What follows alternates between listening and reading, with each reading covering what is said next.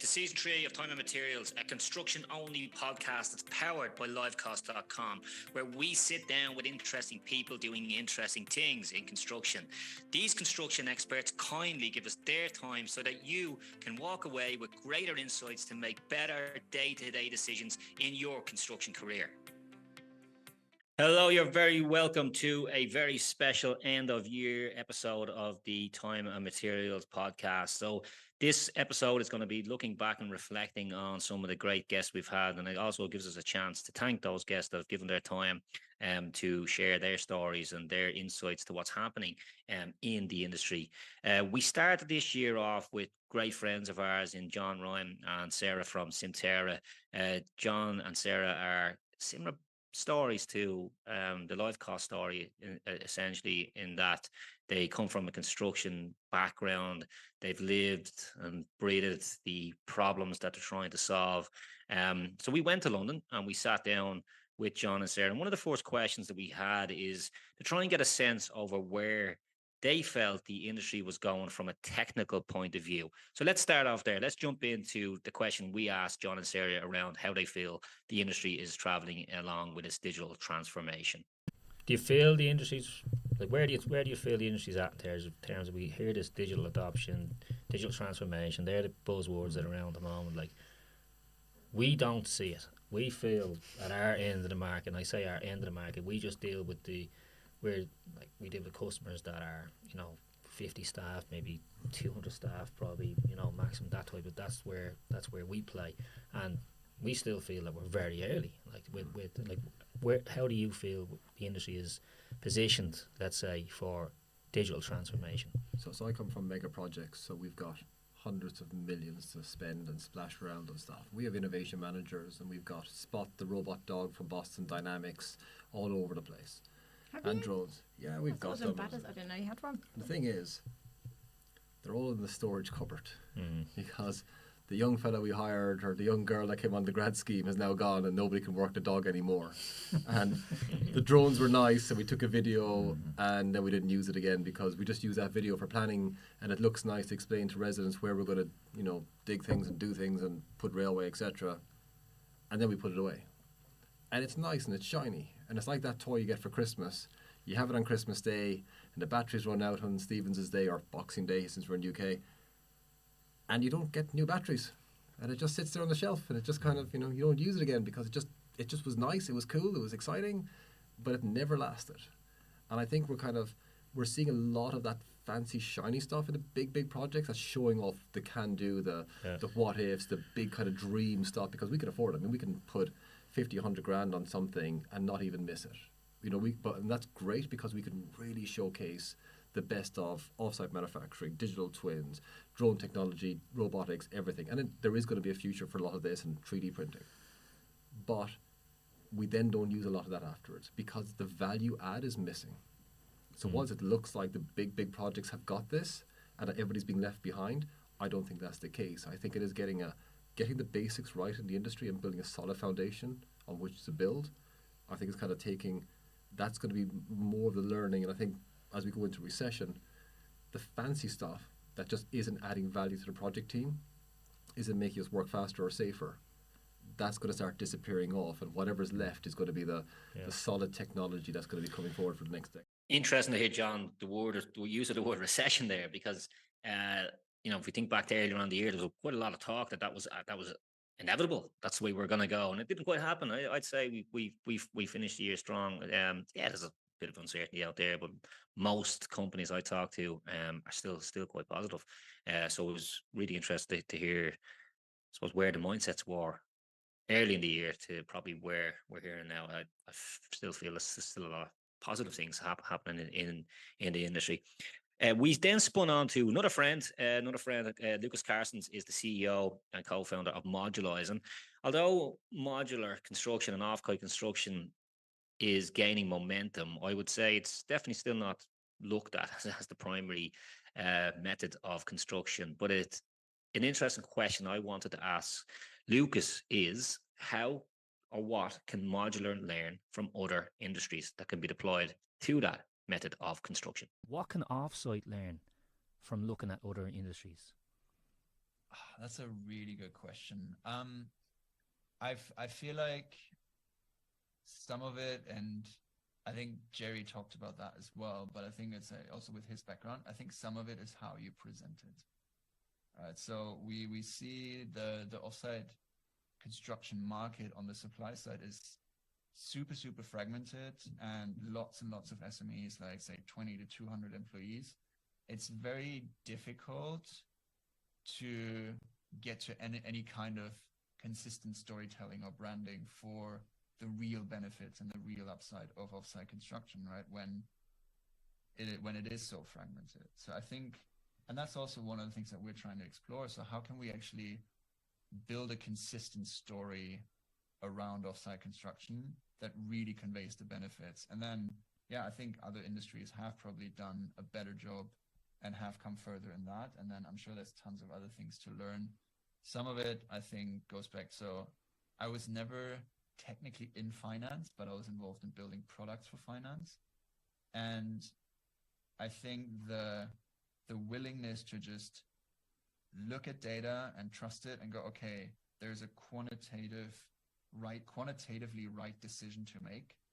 I think we can also get better at that, where I think a lot of it is kind of still, because data is often lacking and so much of it is rightly so trust-based, right? I think there are ways of just being more quantitative about things and saying, here, this type of project, we will save you this and this and that, say on the footprint, the amount of waste that we produce, delivery time, and then actually, to your point, deliver on that. Right? I think to really quantify these things, like we've talked to some manufacturers that I have a pretty good sense that they're doing an amazing job at not producing a lot of waste in their factory, but they don't measure it. So they have a very clear USP that they could just put data behind and say, hey, we produce, say, 3% of cuts in this factory, rather than whatever number you have on site when you just deliver the beams. That's potentially huge, right? But for that to make any impact, you need to measure it and be really precise about it. We then rolled on to the next episode where we kept the modular team going, and we invited Gaynor Tennant on, who is the chair of the Offsite Alliance. And one of the questions I wanted to ask Gaynor was, it is similar team to how we spoke with similar conversations we had with Lucas, and it was really around what needs to be done to convince, say, traditional construction companies to try modular construction as their preferred method of construction. What do we need to do to get our developers, to get our builders to be looking at modular as a preferred method of construction? I think it's about breaking it down for them, and you've got to start at the why. So why are you trying to shift what you're doing now to where you need to be? And I think we're very fortunate that we've got, well, unfortunate and fortunate at the same time, that we've got lots of crises in the sector. So the skills crisis, the productivity crisis, the sustainability and climate change crisis. We've got all these tipping points at the moment, and they're the tipping points that will ultimately shift us, because we'll have to change. There's no way we can carry on doing what we're doing. So it's about the why, and you have to start with asking yourself, right, well, I'm struggling for labour on here. So what I might try and do is simplify the number of components in my building in order to make that assembly a bit more efficient. So it might not necessarily be modular that you're going to go to. It might be that you're going to put bathroom pods in your development, or you're going to look at facade systems in a different way rather than bricks. There's lots and lots of different ways to make that change. But it's about starting with the why. It's about getting that MMC consultant appointed from the early days. If you're going to go down the offsite route, REBA stage 0, it can't come soon enough, is because they will know how to optimize that system. They will know where the benefits are. And I think it's really, really important, that why question. We need to look at what is value. Why are you doing what you're doing, and what value do you want to drive from this particular site? And that's really overlooked. We're on race to the bottom in costs, and nobody's thinking about the bigger picture here and what we can give back. We then rolled into what was a personal one for me. Any of our Irish listeners will know Jonny Cooper, most likely from his success with the Dublin football team. Personally, I'm a huge sports fan, interested in lots of different sports, and as I've developed into a path of entrepreneurship and business performance, I've become very interested in the parallels between sports performance, so high level sports performance, and high level business performance, and where and how we can draw parallels between the two. And Jonny is now a performance coach, so he's had a massive career in terms of his own sporting achievements, and now he's passing them into the business world, which I personally find hugely interesting. So I asked Jonny that question, and this is what he told us. You're now in a position where you're sort of looking at both sides of the coin in terms of sports versus business, right? So, like, when it comes to, say, high performance leadership, what learnings can we, like, suppose, what learnings are transferable between sport and business, and what aren't? It's a really good question. What are? I think the time that it takes to craft a culture and the resource and the spotlight it needs to be given.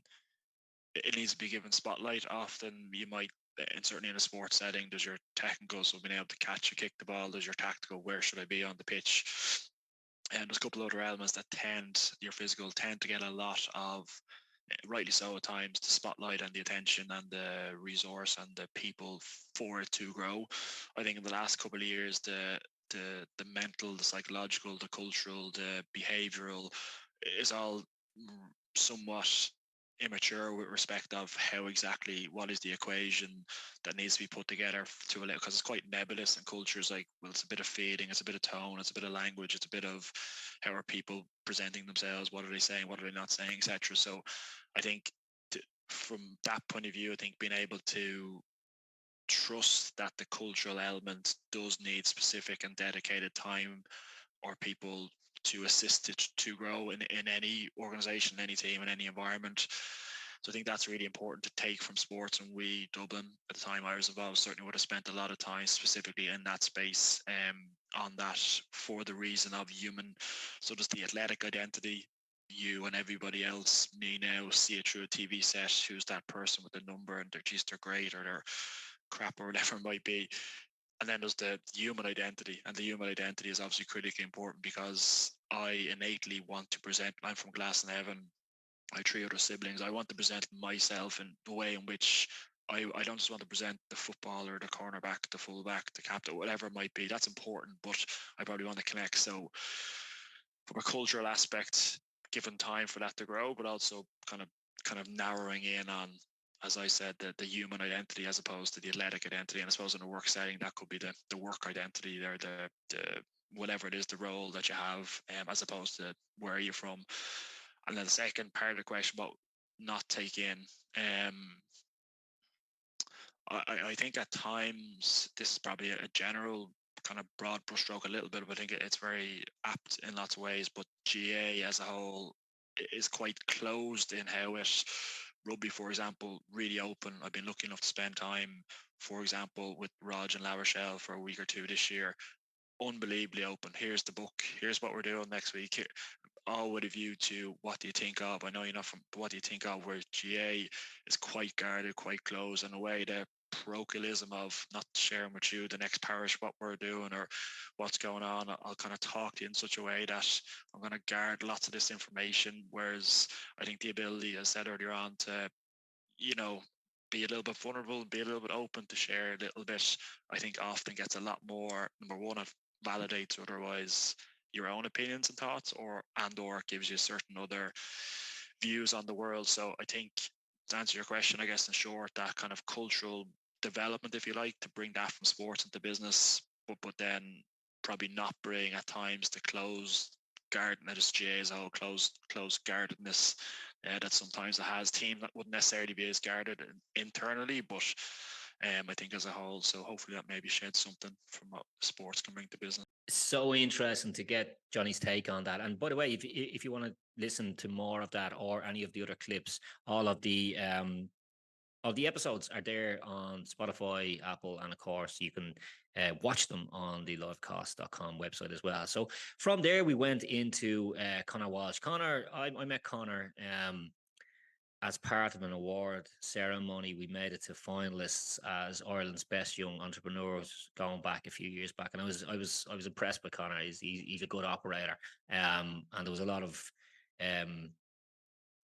common ground there with Conor as well, because he started businesses quite young.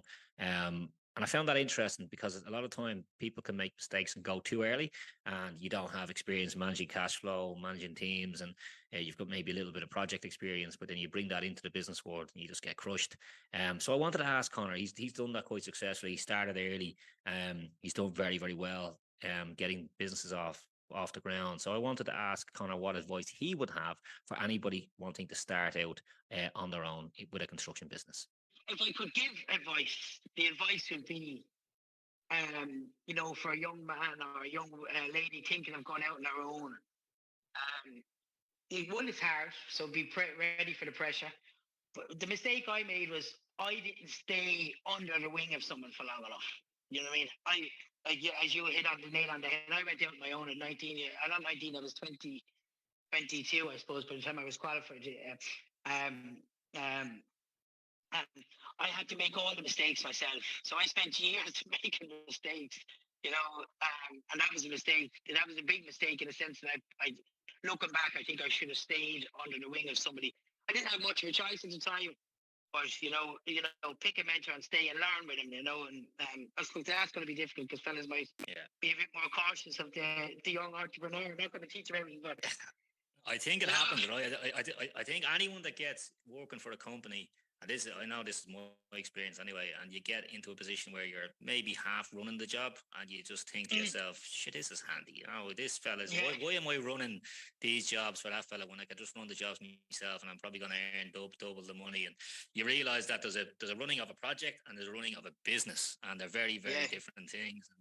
So, I mean, I take it, and sometimes you become accidental business owner, whereby just an opportunity pops up and you're there and you take it, and the next thing you're employing people. But the choice to go out, I agree with you. Maybe becoming a number 2 or number 3 for a couple of years is probably a good approach, where you get to see the business side of it, not just the project ins and outs, because that's only half the battle, isn't it? Like the business side becomes a fraction of the business, Yeah. It's great to get the opinions of people on the ground. There's no question about that. Like you heard John earlier on talk about his take on where he felt maybe recessions were going, and it's great to get just an understanding of where people that are on the ground believe where things are going. But it's also great to get what I call the experts who are researching these reports, looking at all the different trends that maybe as business owners we aren't. So we had in the Irish market the Construction Market Monitor Report 2023, which is developed by PwC, and we brought on Sinead and Kevin Brady to dig into that. And really what that report does is it looks at trends, it looks at insights, and it basically tries to give us some sort of education to what's happened in the industry, and more importantly, what we believe might be happening in the industry. And Sinead and Kevin were very kind with the time to give us some insights into what was happening around those particular key topics. I think, to be honest, the last 12 months have been challenging, and really that uncertainty that we did anticipate has persisted and prevailed. And that is really, Ireland is a small open economy. And so, when you have, say, global supply chain disruptions, inflation pressures, energy volatility, that all plays out and does influence and impact what's going on here from an Irish economy, and down the next level of that within the construction sector. So I think we have really seen a lot of that uncertainty, but I suppose on top of that, we have continued to have our own kind of more localized challenges, and they're not unique to Ireland, but they are definitely a feature of our industry, which is capacity and kind of labour availability of labour constraints. So we've seen all of that kind of perfect storm of issues playing out over the last 12 months. But I suppose in saying all of that, and at the risk of getting us off on a completely negative footing, I would temper it by saying there is reason for optimism, and there was a lot of positive things going on in that. I think we've seen demand has held up. There's huge demand still for construction work and construction activity, and the market is still quite buoyant in that regard. And really what I've seen through as I was mentioning, I do a fair bit on the investment side, and while we have seen some softening in the level of investment, what we've probably seen is that investment just repositioning itself into other sectors. So maybe office isn't as hot as it was, but leisure, logistics, residential still performing really well. And we've seen the sector and construction sector just its agility in moving with that and kind of dovetailing quite nicely and being able to kind of move away from maybe a huge concentration around office and moving over to support other sectors. So I think that's really positive, and it just speaks again to the resilience that the industry has continued to show despite all that's been thrown at it over at this stage. I'd say from the financial crisis, I don't know when we kind of say we've had issue after issue really for a long number of years. Yeah, people with their, I mean, one of the things we've seen in our day to day is just projects being put on pause, right? So a lot of people are saying, listen, we're not going to go ahead with that just yet, but they're it's not as if they're being scrapped. I would say that's my experience with being on the ground with these sort of face to face with, the project is due to literally start on such a date, and then it's just issues that are being clogged, and we're not seeing the projects being killed. I would say on our side we're seeing them being held up, and I don't know whether that's down to finance or what's going on. I mean, 12 months ago, Sinead, you highlighted that developer finance is an issue. Is that still the case today? It is, and I'd say that is definitely, some of the reason why some projects, like you said, thankfully they're not being mothballed or such, or they're not being canned completely, but they are being postponed, because even in terms of, while there is lending still going on, it's just taking, in a lot of instances, we're finding it's taking longer to get in place because, there's maybe just a number of additional points that need to be worked through in order to kind of get it across the line when you're in an environment of kind of high interest rates, high inflation, which is breeding that uncertainty that we touched upon. But certainly what the survey is showing and what we're kind of seeing on the ground is that sentiment is, has declined in terms of the availability to raise development finance, and people are finding it harder. And when we probed and we looked at the responses that the surveyors had provided, it was all around viability of projects and issues around high interest rates impacting exit yields, which then is just making more and more projects unviable. Interestingly, though, what we are seeing is kind of a trend towards different types of structuring. So I don't know if you've forward funds and forward sales or forward purchases. These are often bandied around, and I might just take a second to explain what they are, because maybe people hear them but they don't fully know what it means. But in a forward funding scenario, essentially an investor will come in and acquire a site, a greenfield site, and they would fund the development to completion. So that's very attractive from a developer construction perspective, because it takes all of that construction risk away and that need for development finance away. So that can be quite attractive, and we're seeing more of those type arrangements in the market. Or equally, we're seeing the forward sale, forward fund, and those terms can be kind of interchangeably, whether you're buy side or sell side, which is an investor coming along and saying at the outset, I'm going to buy those completed units from you when they're completed for X amount. So that's really beneficial from the investor perspective, because they've now removed themselves from the construction risk. Obviously, the developer is still taking that on, but it enables them to go to a funder and say, well, I've locked in Kieran to buy my 100 units for 100 million. And it's kind of unlocking a bit of development finance that way, because they have certainty that they're going to sell the units. So we're seeing an awful lot more of those type of arrangements in the market, and I don't see that trend changing anytime soon.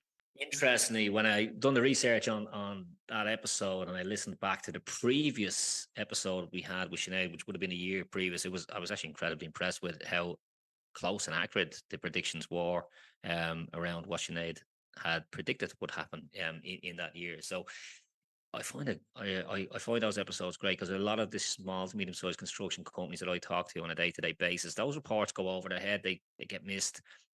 So it's good to be able to try and get Sinead and Kevin on to try and break the reports down to what might be important to a lot of what I know are the listeners of this, which is your small to medium sized construction company.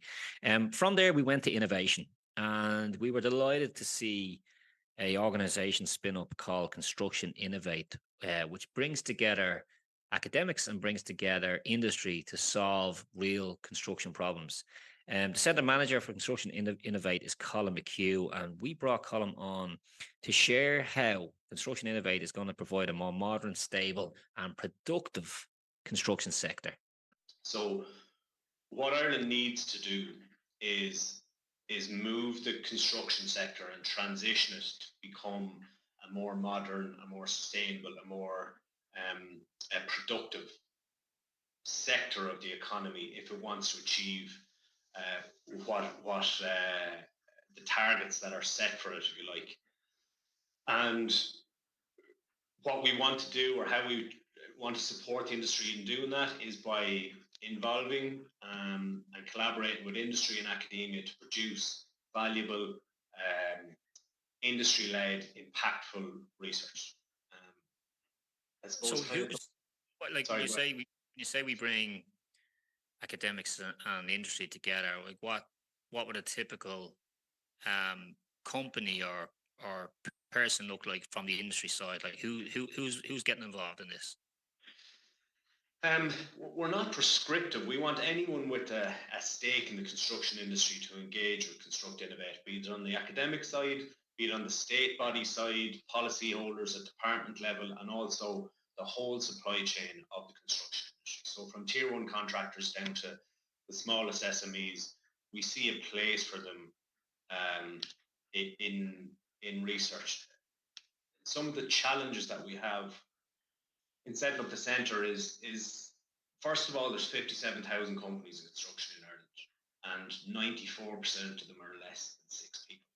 So the majority of the supply chain across the industry are SMEs. So we have to engage with them. We have to try to offer them something of value, and on both ends, when they come into the centre, engage with the centre, and also the outputs that come out of it. Has there been any sort of research done to where we are today? Like where's the starting point? Like how do we compare to say the UK or Germany or any of those sort of countries in mainland Europe or even Australia, for example? Is there a benchmark that we're trying to get to?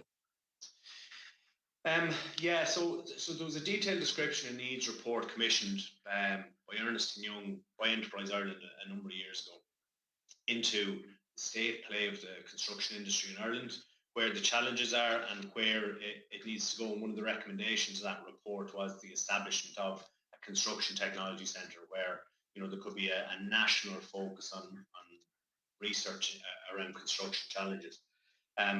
So that's kind of where the background is, and the reason it was commissioned was the government wanted to know, are we going to be able to deliver on the national delivery plan, on the national development plan, the climate action plan, housing for all. And part of the solution was, if we engage companies in research, they can help themselves become more productive and more sustainable, more digitalized, but also to tackle some of the bigger challenges that we have across the industry as well. You mentioned one there, housing for all, which would be close to my day to day. Like if you look at that one area there, which is probably the biggest issue we have at the moment, is housing. Like what research is being done to say help deliver more housing, or to reach those housing for all targets? Like what would is there a current project, or is there a project in the pipeline that would help us to get there? Yeah. So part of the brief focuses on coming up with solutions to industry challenges, but particularly residential construction. So in the first 3 years. So I suppose the way I like to think of it is there's a weighted focus towards research into housing topics in the first number of years of the centre. It's not that we're ignoring the infrastructure or other really important parts of the construction industry. You can't really deliver houses unless your infrastructure is in place there. But because it's such a critical issue in the economy at the minute, there's a specific focus on that. We're undertaking a number of specific research projects with the Department of Housing, Local Government and Heritage at the moment on housing topics. What we're doing at the minute is mainly shorter duration projects. They're kind of called pathfinder projects to show the way on a certain topic. And we hope to have most of them completed by the end of November. So just sort of some examples would be, there's a project being led by the Timber Energy Research Group out of the University of Galway. about increasing the use of homegrown C16 timber in housing construction. We have another on design for manufacture and assembly, and that's another project led by Brian Broderick out of TCD. That's as this construction industry moves or starts to expand into MMC, which I'm sure a lot of listeners would have heard of already. Modern methods of construction are sort of modular offsite construction techniques to deliver, which is part of the housing solution. Certainly the government see it that way. But you have to also design your projects, your houses, for example, to be able to be manufactured offsite. So part of that is, how are we going to upskill the sector to be the professional services part of the sector to be able to design so that we can build our houses, predominantly offsite, and then bring them to site and click them together, for want of a better term. We have some projects into standards, testing, certification, and accreditation for the delivery of housing. So how are they delivered at the minute, and is there a better way of doing it? So those kind of projects are what we've got ongoing at the minute. They're generally short-term projects because we want quick turnaround, and the Department of Housing also want, the pathway put forward to them to say, right, here's the next steps, here's where the gaps are. Yeah, it's a great incentive. The construction Innovate, if they get that right, it's going to be right in a big way. I mean, the industry needs more. It needs to pull together. If there's any way that we can, it's just so important, right? We can't let the top tier of the industry pull away digitally and leave everything else behind, because that's not how it works. Everyone, all sizes of companies work together on these projects. You could have, the main contractor who has 200 employees and completely digitized. And if you've got the whatever, the smallest carpentry contractor that's just coming in, maybe just to hang the fire doors, and they're a 5-man team. We want everyone digitized, right? We don't just want the top tier pulling away and leaving it behind the small subcontractors, which we know is the core of the industry, right? We don't want those to happen. So for centres like Construction Innovate to bring academics and bring industry together, and the whole thought of not leaving behind the rest of the industry, it's just only positive. We are big supporters, and definitely one thing that we will be keeping a close eye on and trying to contribute as well in any way we can. We then moved into Paddy Carroll. Paddy Carroll is the MD of Carroll Estimating, and Paddy has a great sense over what's happening across multiple construction companies.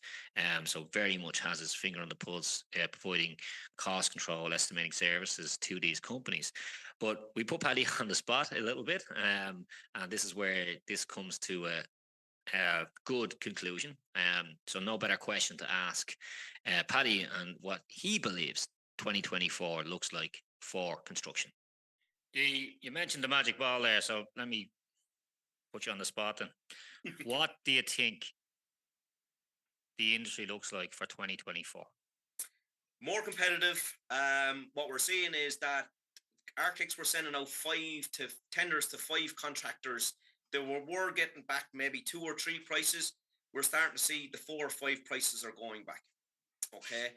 I will say that contractors that are in we'll say the houses or refurbs or anything that's over $500,000, they're being more cautious of who the client is, because believe it or not, just because a tender comes out, a contractor is actually is looking or seeing who you are as well.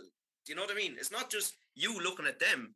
The contractor is actually looking at you and looking, who is the design team on this job? Do you know? So it's a two-way street. What we've noticed as well, we do a lot of negotiating.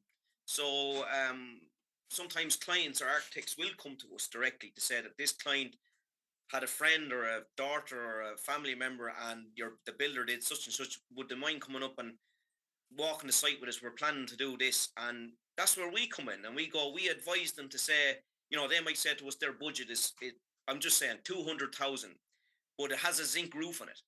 And we'll go to them, look lads, the zinc roof is going to cost you €300 a square metre. Can you not just go back to slates or back to tiles?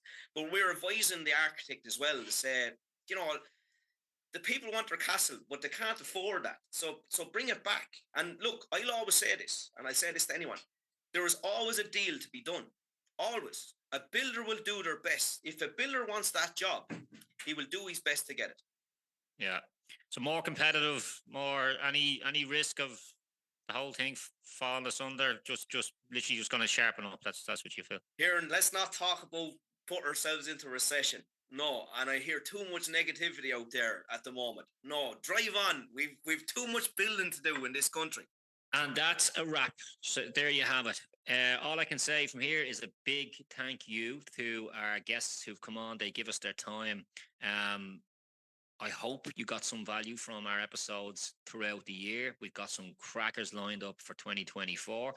So, we hope to continue to provide you some value. So thanks to you for listening in. I hope 2023 was kind to you, and I wish you all the best for 2024. Thanks for listening in, and all the best. Have a great Christmas and New Year. Time and Materials is brought to you by Livecost, the construction software fully designed to manage your construction financial forecasts.